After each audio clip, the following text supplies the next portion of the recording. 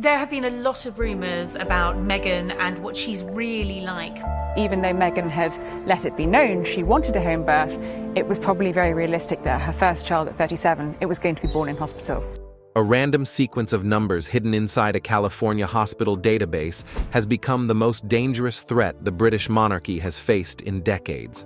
Not a scandal, not an interview, not a tell-all documentary, just digits, just code, just a tiny electronic footprint that somebody noticed when they shouldn't have been looking.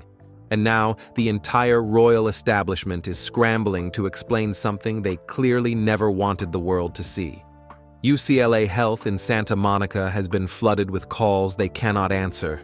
The Santa Monica UCLA Medical Center and Orthopedic Hospital will officially open the final phase of its extensive multi-year remodel early next year. Buckingham Palace has gone completely silent when silence itself screams guilt. And somewhere in Montecito, Harry and Meghan are watching their carefully constructed narrative crumble around them in real time. What was found in those records? Why does the attending physician not exist in any California medical registry? And why is everyone connected to this story suddenly terrified of speaking a single word? Stay with us because what we're about to reveal will change how you see the Sussex family forever. The code nobody was supposed to find. It started with a glitch. At least that's what they wanted everyone to believe. Somewhere in the sprawling digital architecture of California's Department of Public Health, a technician stumbled across something that didn't belong. An entry connected to UCLA Health's Santa Monica Medical Center carried an identification sequence that broke every rule in the book. The prefix was wrong. The format was wrong. The entire structure of the code violated standard California registration protocols in ways that only experts would recognize. But experts did recognize it. And once they started talking, the whispers spread faster than anyone could contain them. The file in question connected directly to birth documentation for Archie and Lilibet Mountbatten Windsor. On its surface, everything appeared normal. Names, dates, locations, all the expected information sitting exactly where it should be. But underneath that surface, in the metadata that ordinary people never see, something was deeply wrong. The attending physician listed on the records didn't exist. Not in any state medical database, not in any professional registry, not anywhere at all. Imagine signing the most important document of your life with a name that belongs to nobody. That's what investigators found. A ghost signature on royal birth certificates. And ghosts don't deliver babies. By November 6th, the anomaly had escaped containment entirely. Anonymous sources began reaching out to journalists across Britain, sharing fragments of information that painted an increasingly disturbing picture. The file appeared to have been modified after its original certification date. The maternity wing referenced in the documentation had been closed during the relevant time period. Every detail that should have confirmed legitimacy instead raised another question that nobody seemed willing to answer. Social media transformed into a massive investigation overnight. Amateur researchers cross-referenced public records, hospital schedules, and physician directories with obsessive attention to detail. Professional journalists made calls to California regulatory agencies that went unanswered or were met with carefully worded non-responses. The hashtag tracking this story accumulated millions of interactions within 48 hours.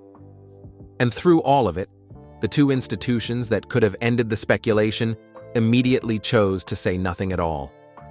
That silence became its own scandal. When you refuse to deny something simple, people assume the complicated explanation must be true. When you hide behind privacy laws while the world demands transparency, you look like someone with everything to lose. The palace had survived countless controversies through strategic quiet. But this time, the quiet was making everything worse with each passing hour. One detail circulated more than any other: the code prefix. In California's system, every birth registration carries an identifier that reveals basic information about where and how the documentation was processed. Standard hospital births follow one pattern. Home births follow another. Emergency situations have their own distinct category. but the prefix attached to the Sussex children's records matched none of these expected classifications. It corresponded to something that technically shouldn't exist for straightforward hospital deliveries. What does that mean? Nobody outside California's Vital Records Department knows for certain, but the mystery itself became the story. When something doesn't fit the expected pattern, human nature demands an explanation. And when no explanation arrives, imagination fills the void with possibilities far more dramatic than reality usually provides. Within the palace, senior advisors watched this speculation spread with growing horror. They had managed public relations disasters before. Andrew's catastrophic interview, Harry and Meghan's Oprah revelations. We've been talking about the candid conversation Prince Harry and Meghan had with Oprah last night, including some of the moments that did not air. But those crises involved statements and accusations that could be addressed or challenged. This was different. This involved documents, records, the kind of evidence that either exists or doesn't, that either matches expectations or reveals something else entirely. Inside the palace walls. To truly understand why a few mismatched digits could send shockwaves through the British establishment, you need to see the battlefield the monarchy was already fighting on. This wasn't a family enjoying stability and public goodwill. This was an institution bleeding from 1,000 cuts, desperate to stop the hemorrhaging before it proved fatal. Prince Andrew's spectacular fall from grace had changed everything about how the royals operated. His disgrace on October 30th forced the palace into what insiders called absolute accountability. Every title was being questioned. Every financial arrangement was scrutinized. Every historical record examined under lights so bright they could expose the smallest crack. The so-called Andrew precedent meant that nothing could be dismissed as mere gossip anymore. If something looked wrong, it demanded an explanation. So when reports surfaced connecting irregular documentation to the children of Harry and Meghan, it carried genuine constitutional weight. Behind the golden gates of Buckingham Palace, King Charles was struggling more than anyone realized. His health had taken a visible turn for the worse. King Charles smiled and waved to crowds this morning, a day after spending time in hospital dealing with side effects from his cancer treatment. And those closest to him noticed he was losing focus during important briefings. The sharp mind that had waited decades for the crown seemed to be dimming at the worst possible moment. Queen Camilla moved quickly to fill the leadership vacuum with characteristic determination. She pressed hard for restraint, warning anyone who would listen that another public scandal could shatter what remained of the monarchy's credibility with ordinary British citizens. The institution had survived centuries of wars, abdications, and personal tragedies, but public trust, once lost in the modern media environment, rarely returned no matter how hard you tried to rebuild it. Princess Anne held a completely opposite view that she expressed without softening a single word. She had watched too many royal crises grow worse because of delayed responses and half measures. Her position was blunt and uncomfortable for those who heard it.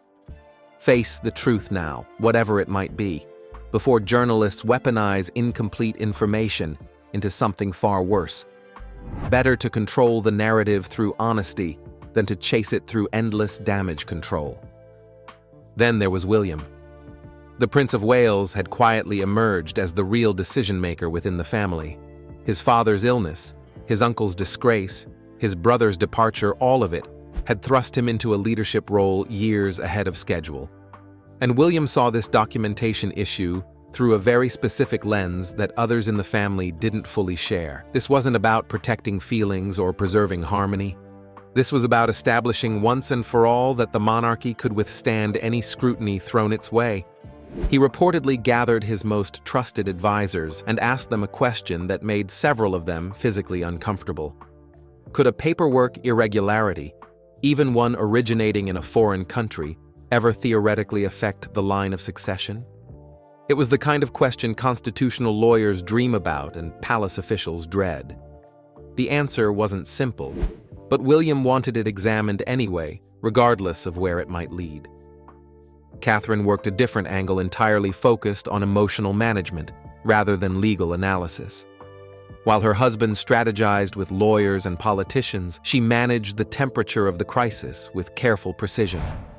She contacted charitable partners, reassured nervous donors, and projected the calm stability that British citizens desperately wanted from their royal family during turbulent times. Her approach was gentler than William's, but no less strategic in its execution. By November 7th, the pressure had become almost unbearable for everyone involved. Parliamentary aides confirmed that a motion was being prepared for a data integrity review of royal registration documents. Nothing like this had happened in living memory. The monarchy, for all its ceremony and grandeur, now found itself hostage to a bureaucratic system operating thousands of miles away in California. And that system wasn't answering to anyone. Montecito under siege. Harry and Meghan's morning on November 6th began with a phone call nobody wanted to receive.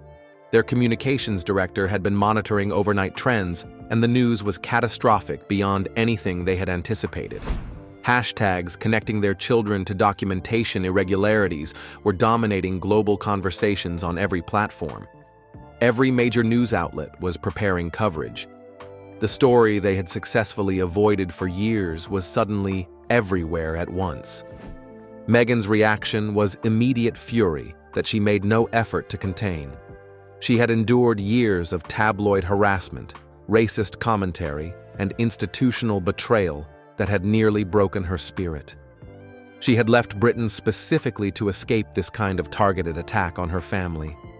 And now her children she had worked relentlessly to protect from public scrutiny, were being discussed by strangers analyzing hospital codes and physician registries like amateur detectives. She called it a witch hunt. She called it persecution. She called it everything except what it actually was. Questions that deserved answers. Harry's response was quieter, but equally telling in its own way. He had spent his entire adult life watching the institution he was born to destroy people he loved. His mother, his wife, perhaps even himself over time. He had convinced himself that leaving was protection, that distance meant safety, that building a new life in California would shield his family from the machinery of royal scandal forever.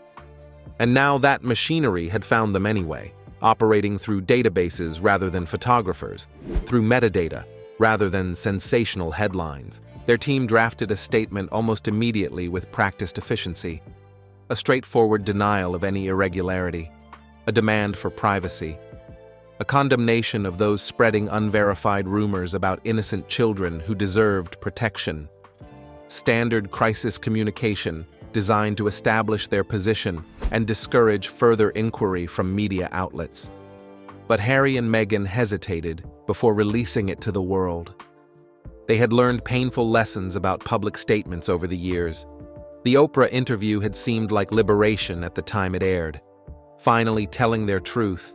Meghan's interview with Oprah Winfrey, Meghan says she learned that lack of royal title meant that her child wasn't going to receive any kind of security detail. Finally escaping palace control and speaking directly to the public. But the aftermath brought complications they hadn't anticipated at all. Fact-checkers challenged specific claims they had made. Family members felt betrayed by revelations shared on television. The narrative they had crafted was picked apart and reassembled into something they barely recognized anymore. Speaking had not silenced their critics. Speaking had given critics ammunition to use against them repeatedly. So they chose silence instead. The same silence they had criticized the palace for employing countless times in interviews and documentaries. The same silence they had called cowardly, institutional, and dishonest when it protected others from scrutiny. Now silence felt like the only safe harbor in a storm they couldn't control, no matter how hard they tried. Their corporate partners noticed the crisis immediately and began making calculations. Streaming executives who had paid enormous sums for Sussex content grew nervous about brand association with controversy. Charitable organizations that had celebrated their involvement began making quiet contingency plans behind closed doors. The empire Harry and Meghan had built outside royal structures depended entirely on public perception, and public perception was shifting beneath their feet like sand washing away with the tide. Meanwhile, UCLA Health issued its own carefully worded statement to the press. No patient information had been released improperly, no records had been accessed without authorization. Privacy laws prohibited any discussion of specific cases regardless of public interest. It was exactly what a hospital should say under such circumstances: legally correct, professionally appropriate, and completely useless for calming public speculation that was growing by the hour. American media coverage split along predictable lines that reflected existing biases. Some outlets framed the story as British tabloid overreach targeting an American institution unfairly. Others questioned why the Sussex family seemed unable to provide simple clarification, if simple clarification actually existed. Talk show hosts debated medical privacy versus public accountability with panels of experts. And through all of it, the fundamental questions remained unanswered because nobody with actual answers was willing to speak publicly. The speech that redrew royal lines. November 8th arrived with electricity in the London air that everyone could feel. The palace had announced that William would make a statement at 6 o'clock that evening. No details about content were provided. No hints about direction were given. Just the confirmation that the Prince of Wales would speak and the entire world would listen to every word. When the broadcast began, William stood alone against a simple backdrop that conveyed seriousness without ostentation. No elaborate staging designed to impress. No golden thrones or ceremonial decorations from centuries past. Just a man, a flag, and the weight of generations pressing down on his shoulders. As the second in the order of succession, William is expected to take the throne following his father. His voice was steady, but his eyes betrayed exhaustion that no amount of preparation could completely hide from viewers. He opened by acknowledging the obvious truth everyone already understood. His family had faced public scrutiny for generations and would continue facing it. That scrutiny came with the privilege of their position, and he accepted it without complaint or self-pity. But certain boundaries existed even for royal families in the modern world. The privacy of children represented one such boundary that should never be crossed. Recent speculation had violated that principle completely.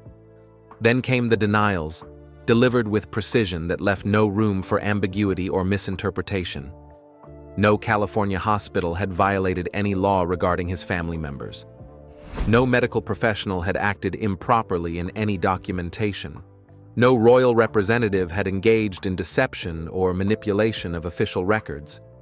These weren't careful hedges designed to preserve deniability for later. These were flat statements of fact offered without qualification or hesitation. But William didn't stop with denials alone. He pivoted towards something more ambitious and potentially more significant. An acknowledgement that modern monarchy required modern accountability from everyone involved. That privacy, however important it remained, could not become a shield against legitimate questions from the public. That every member of his family, wherever they lived and whatever titles they held or had abandoned, remained bound by duty to the institution they represented. The subtext was unmistakable to anyone paying attention. Without naming Harry and Meghan directly, William had drawn a clear line between those who accepted accountability and those who evaded it.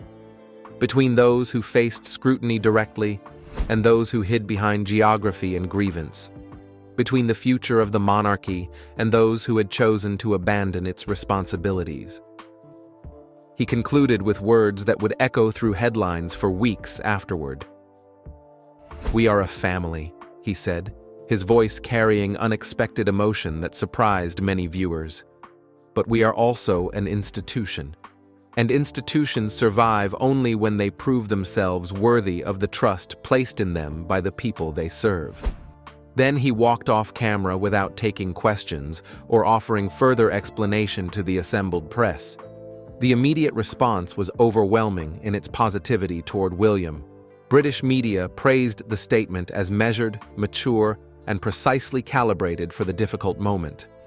American coverage was more mixed but generally respectful of William's willingness to address the controversy personally rather than hiding behind spokespeople. Public opinion polling conducted overnight showed significant increases in support for the monarchy and for William specifically. Whatever damage the documentation scandal had threatened, his speech had largely contained it for now. Inside Montecito, the broadcast landed with devastating force that neither Harry nor Meghan had anticipated. Meghan understood immediately that William had outmaneuvered them completely with 5 minutes of careful speaking. He had addressed the crisis without confirming its legitimacy as a real concern. He had defended his family without attacking theirs directly in ways that could be quoted against him. He had positioned himself as transparent and accountable, while their continued silence now looked like concealment of something they feared revealing. Harry reportedly said almost nothing while watching the speech unfold. When it ended, he simply observed that his brother was protecting the institution, not the family that belonged to it.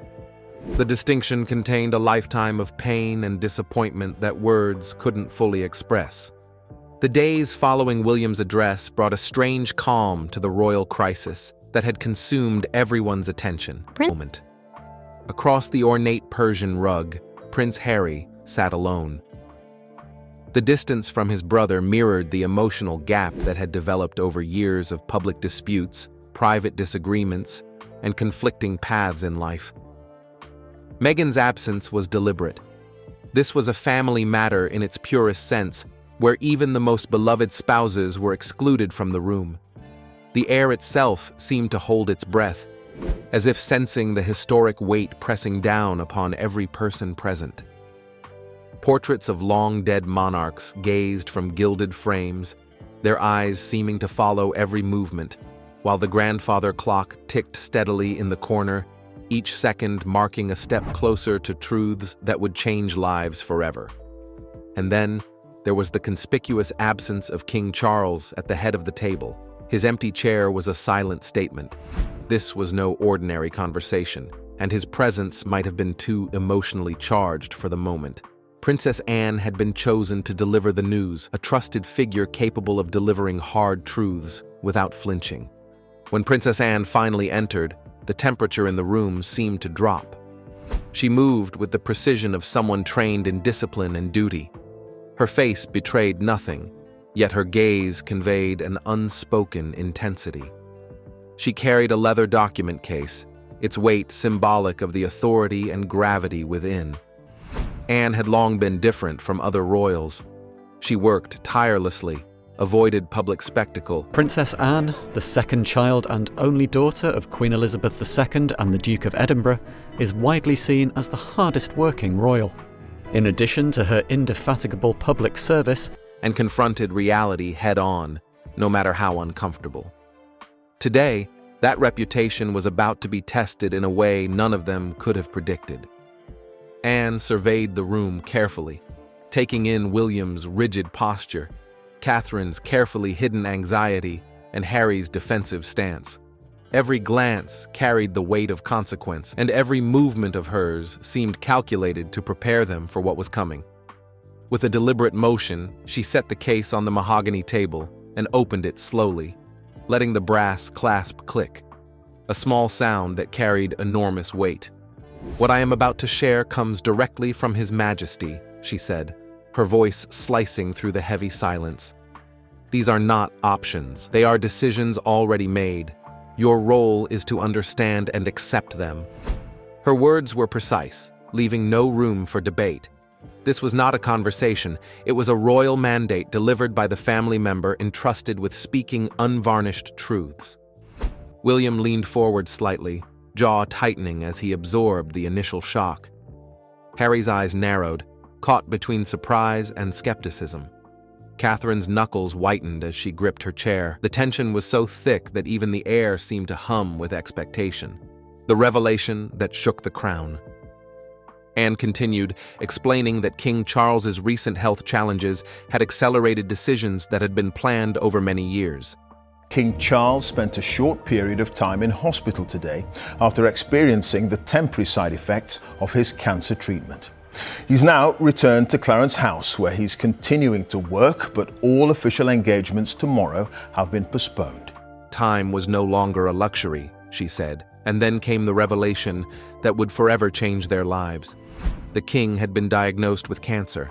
Buckingham Palace, which has announced that the king has been diagnosed with cancer. The room collectively absorbed the weight of that news. It wasn't just a personal health crisis. It was the catalyst for monumental change in the monarchy. Charles had quietly launched what palace insiders called Operation New Dawn, a sweeping plan to restructure royal succession, estates, and influence. This was not about dethroning anyone, William remained heir, but about redefining how power, wealth, and responsibilities would be shared and modernized. The Duchy of Cornwall, a cornerstone of William's future reign, would undergo major changes. While he would remain in overall control, 40% of its assets were to be transferred to charitable trusts. Estates in Scotland, Highgrove House, and much of the duchy's investment portfolio would no longer belong solely to the heir. This meant a fundamental reduction in William's resources, reshaping the way he would eventually rule.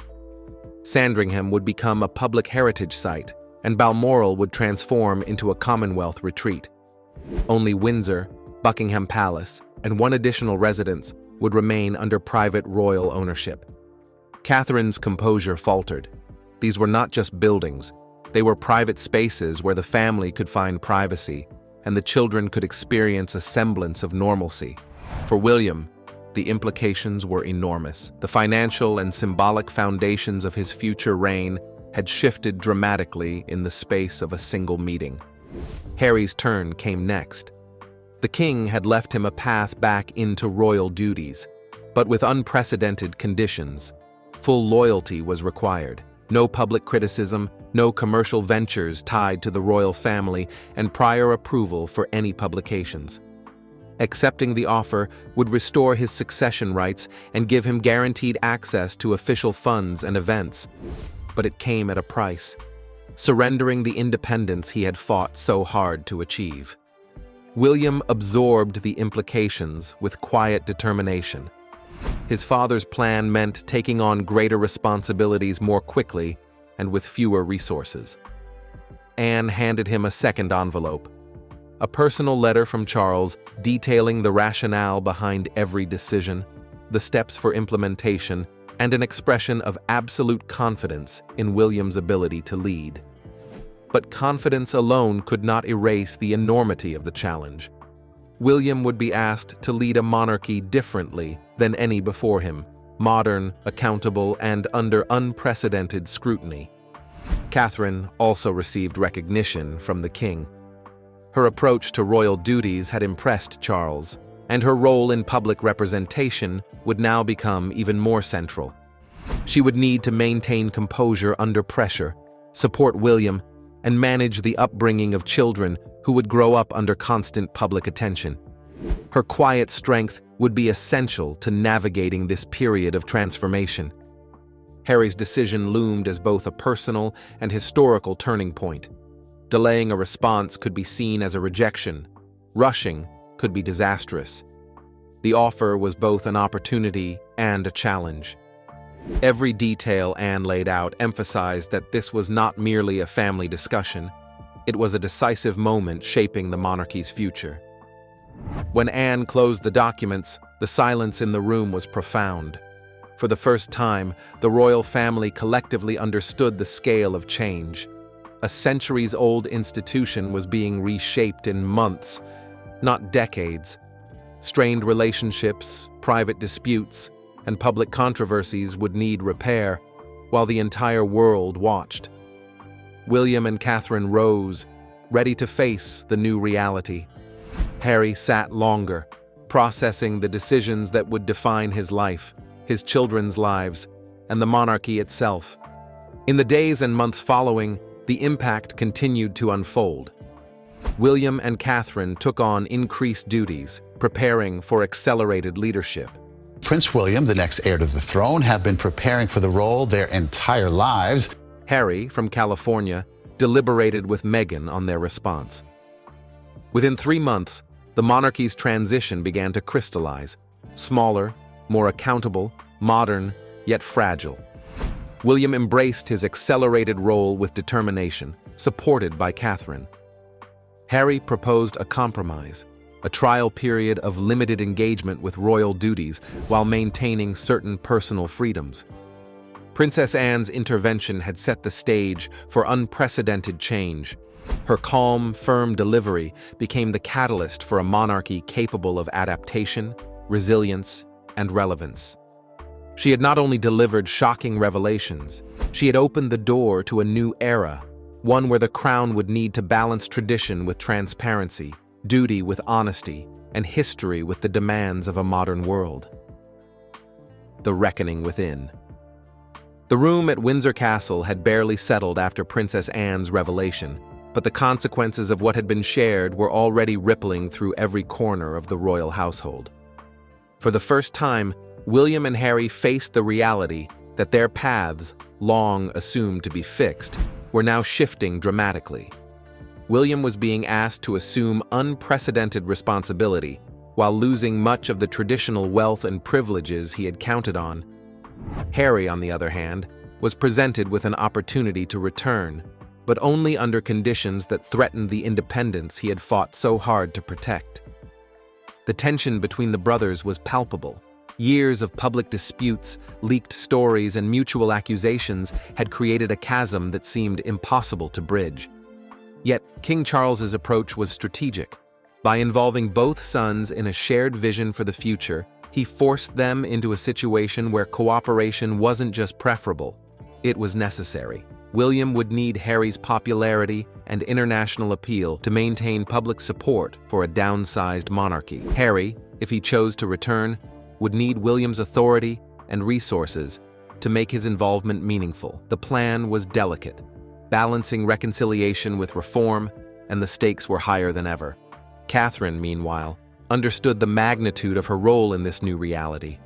She would not only support William as he took on accelerated duties, Prince William and Princess Catherine are the picture of sophistication and royal protocol, but also become the face of a monarchy in transition.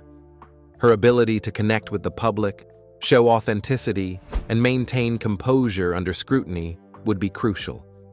Every public appearance, every speech, every interaction would serve as a demonstration of the monarchy's adaptability and humanity. Anne had carefully crafted her delivery to make the gravity of the situation clear. She did not shout or exaggerate. She simply presented facts and consequences, letting the weight of the decisions speak for themselves. And in that calm, measured way, she challenged each member of the family to see beyond tradition and confront the reality of a world that demanded transparency, accountability, and change. A monarchy in transition. The monarchy, I'm a constitutional monarchist.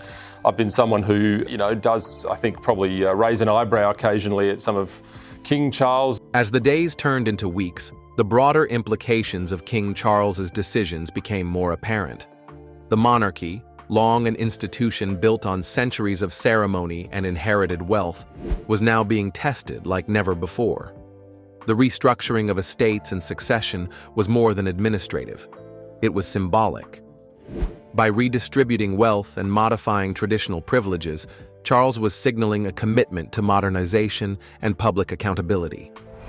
William's new responsibilities were immense.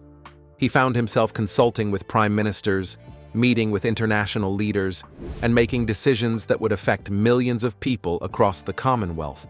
His role was no longer ceremonial, it was active, strategic, and highly visible. Catherine's transformation was equally significant.